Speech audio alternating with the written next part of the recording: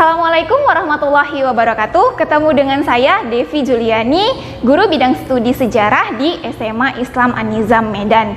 Hai, apa kabarnya nih? Semoga sehat selalu dan masih tetap semangat ya belajar dari rumahnya.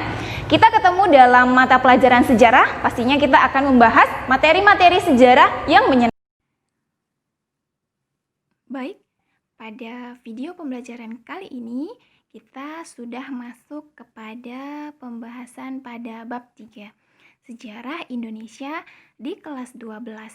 Nah, judul pada bab 3 ini adalah Sistem dan Struktur Politik dan Ekonomi Indonesia Masa Demokrasi Terpimpin, yakni pembahasannya dari tahun 1959 sampai dengan 1965. Nah, oke, next. Nah, sebelum kita membahas materinya ya kan, harus tahu dulu nih bagaimana peta konsep daripada bab 2 ini. Nah, perkembangan politik dan ekonomi masa demokrasi terpimpin, yakni dari tahun 1959 sampai dengan 1965. Nah, yang pertama, cakupan bahasannya yaitu tentang dinamika politik dan perkembangan ekonomi. Nah, dinamika politik masih ada lagi materi-materinya. Untuk khusus dinamika politik, yang pertama, nanti kita akan membahas menuju demokrasi terpimpin. Nah, kemudian yang kedua ada peta kekuatan politik nasional, kemudian perjuangan pembebasan Irian Barat atau Trikora, dan yang terakhir nanti ada konfrontasi Malaysia atau dikenal dengan Dwikora. Nah, itu untuk materi pada cakupan pembahasan dinamika politik. Nah, sedangkan untuk perkembangan ekonominya ada apa saja nih? Nah, yang pertama ada Dewan Perancang Nasional, kemudian yang kedua devaluasi mata uang, dan yang ketiga deklarasi ekonomi. Nah, ini adalah peta konsep kita pada materi bab 3. Nah, namun sebelumnya kita juga harus lihat nih tujuan daripada pembelajaran kita pada bab 3. Nah, setelah mempelajari bab ini diharap peserta didik dapat yang pertama memahami perkembangan politik pada masa demokrasi terpimpin, mulai dari menuju demokrasi terpimpin, kemudian peta kekuatan nasional, perjuangan pembebasan Irian Barat atau Trikora, dan konfrontasi Malaysia atau Dwikora. Dan yang kedua, memahami kebijakan dan sistem ekonomi pada masa demokrasi terpimpin terkait dengan Dewan Perancang Nasional, devaluasi mata uang, dan deklarasi ekonomi. Nah, tujuan pembelajarannya sesuai ya dengan peta konsep yang telah kita bahas pada slide sebelumnya. Baik, nah setelah tujuan pembelajaran, kita lihat arti penting dari kita mempelajari tentang demokrasi terpimpin ini. Nah, belajar demokrasi terpimpin penting bagi kesadaran bangsa Indonesia untuk memahami salah satu bentuk demokrasi dan sistem ekonomi yang pernah diterapkan di negeri ini.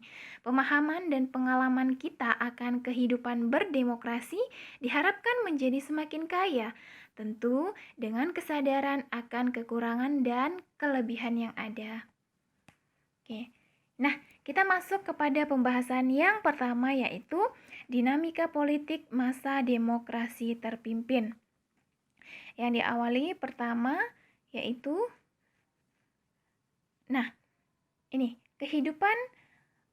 kehidupan sosial politik Indonesia pada masa demokrasi liberal yakni tahun 1950 hingga 1959.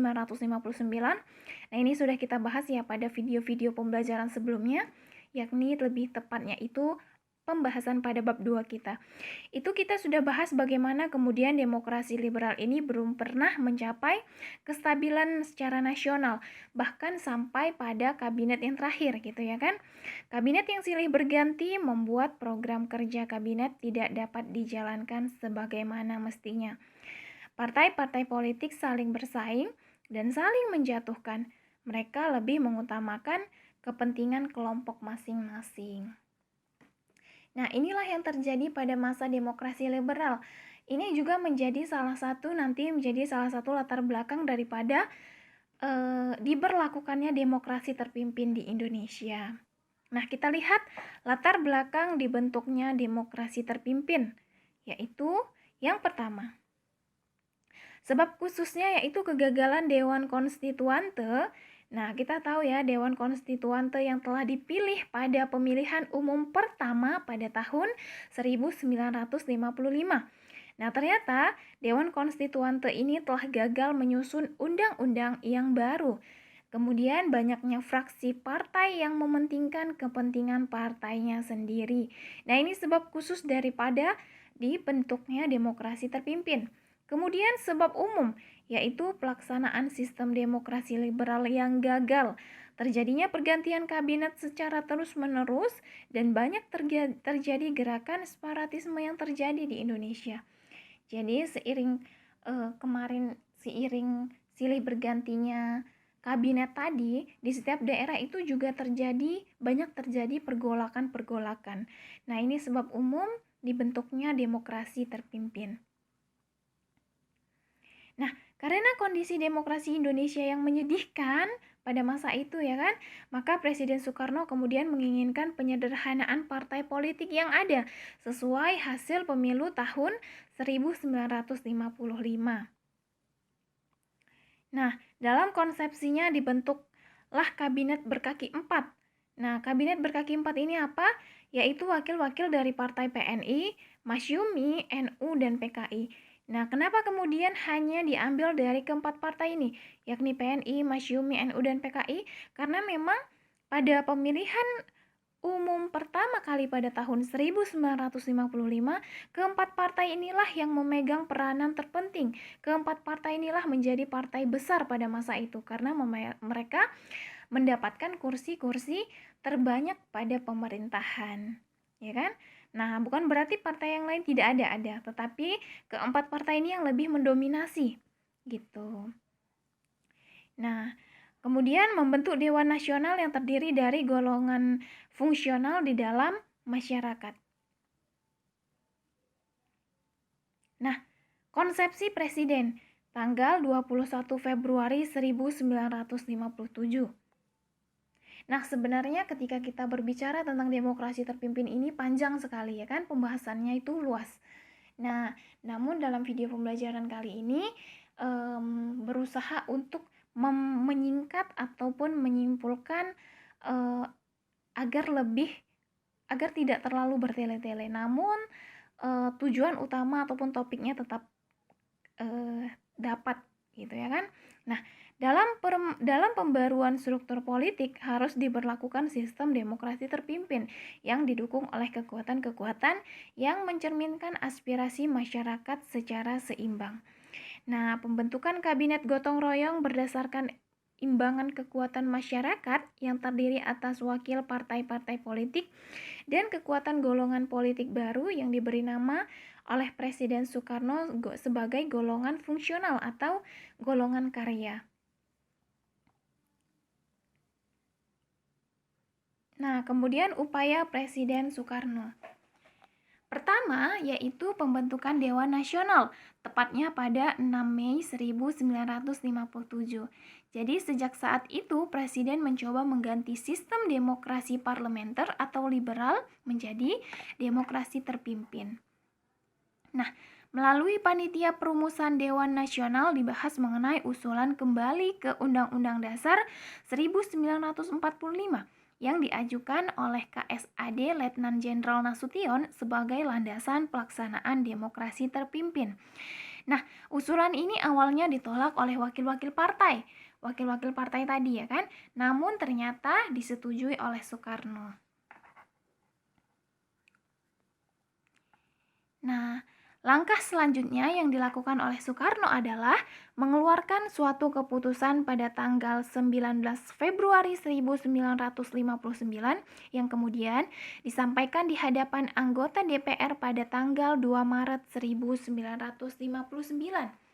Nah, karena yang berwenang menetapkan Undang-Undang Dasar adalah Dewan Konstituante, sehingga Presiden juga menyampaikan amanat terkait kembali ke Undang-Undang Dasar 1945 di hadapan Dewan Konstituante pada tanggal 22 April 1959.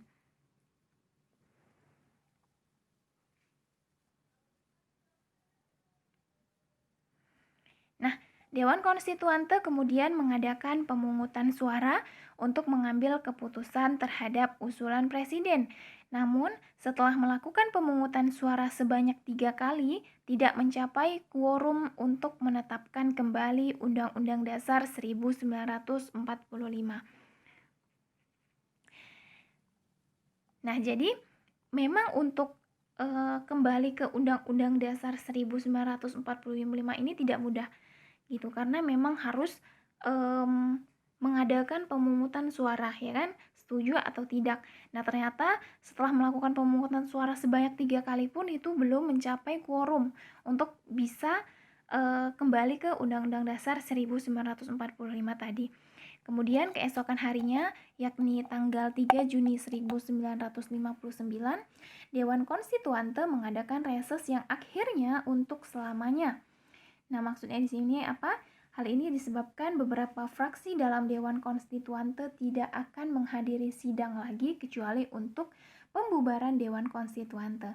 Hal ini menyebabkan kondisi politik semakin genting dan konflik partai semakin panas dan melibatkan masyarakat di dalamnya ditambah munculnya beberapa pemberontakan di daerah yang mengancam NKRI pada masa itu.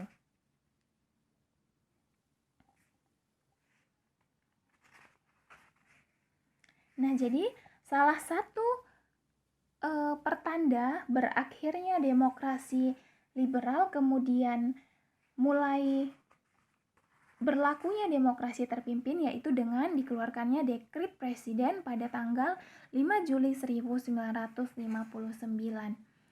Nah, inilah salah satu yang menandai berakhirnya demokrasi liberal tadi dan mulainya demokrasi terpimpin di Indonesia.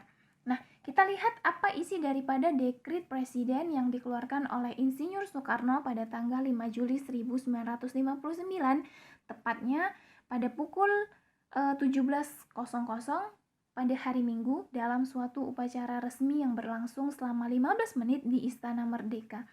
Nah, jadi isi daripada dekret presiden ini ada 3 poin.